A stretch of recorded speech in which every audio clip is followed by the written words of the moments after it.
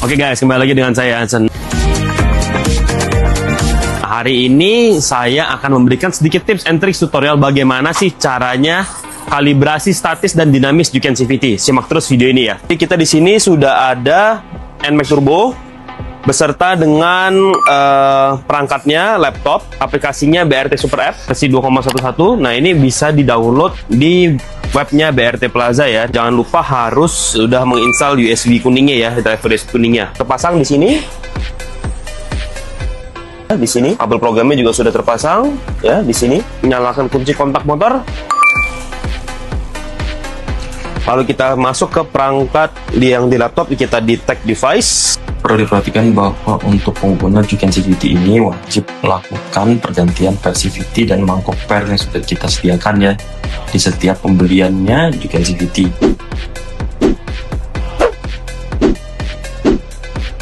Nah, sudah ada Juken CVT, ini kita masuk, kita klik, lalu kita ke setting. Ini masih ada settingan bekas QC dan bawaan motor ya. Jadi ini sebelum kita melakukan setting atau pembelian baru, kita factory reset dulu. Factory reset dulu. Nah, sudah terfactory reset komplit, ada tulisannya. Sekarang bagaimana caranya static calibration? Sebelum melakukan static calibration, pastikan motor dalam kunci kontak on ya. Nah, ini ke sini. Nah, static kalibrasi itu tujuannya apa? Untuk kita mengkalibrasi titik paling tinggi beltnya dan titik paling rendah beltnya. Jadi kalau ini semakin besar maksimum position, berarti ini dia akan naik terus nih beltnya ke atas, otomatis torque-nya akan tinggi.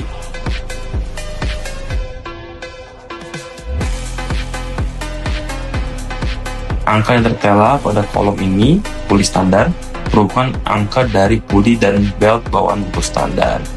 Tentunya ada batasan-batasannya. Untuk motor standar yang pulinya masih belum dimodifikasi, masih menggunakan puli berbasis yang standarnya, ini tidak bisa melebihi ditambah 1000 ya, karena tidak akan aman.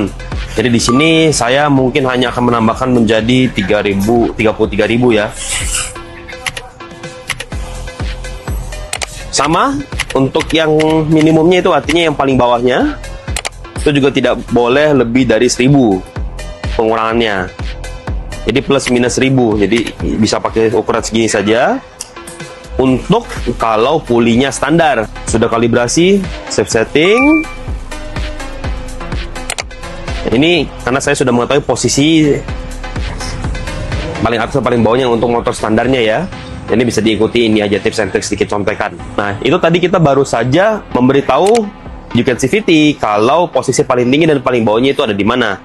Tapi kita belum memberitahu posisi tengah di antaranya itu ada di mana saja. Nah, itulah gunanya dynamic calibration ya. Jadi kita masuk ke menu ini, dynamic calibration. Jadi kalibrasi dinamis untuk mengkalibrasi rasio saat dia bergerak ya, saat dia berputar.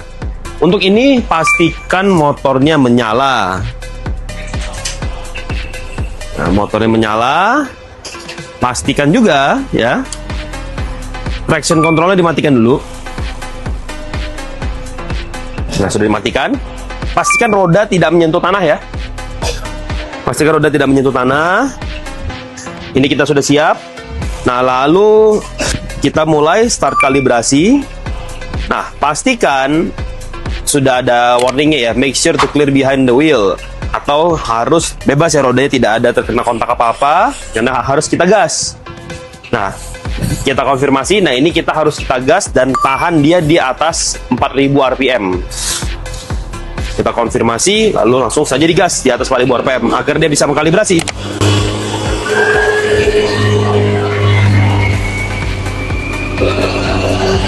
Kita bisa lihat yang posisi satunya dia mulai bergerak terus. Nah, ketika sudah selesai langsung lepas aja gasnya agar tidak terlalu gerung. Nah, kita lihat di sini. Kalibrasi dinamis setelah kita running tadi, kita perlu cek lagi apakah gesekannya sudah pas atau belum. Dengan cara kita berikan tanda menggunakan spidol. Posisinya semua sudah terisi ya, sesuai dengan yang tadi kita kasih tahu posisi paling besar dan paling bawahnya. Paling bawahnya di 4000, paling besarnya di sekitar 33.200-an. Nah, ini sudah selesai. Oke. Nah, dengan itu artinya kita sudah selesai mengkalibrasi Juken CVT ini, dan dengan ini kita udah bisa langsung pakai aja. Nah, bagaimana cara tuningnya? Tonton terus video-video tips and tricks caranya tuning Juken CVT. Terima kasih.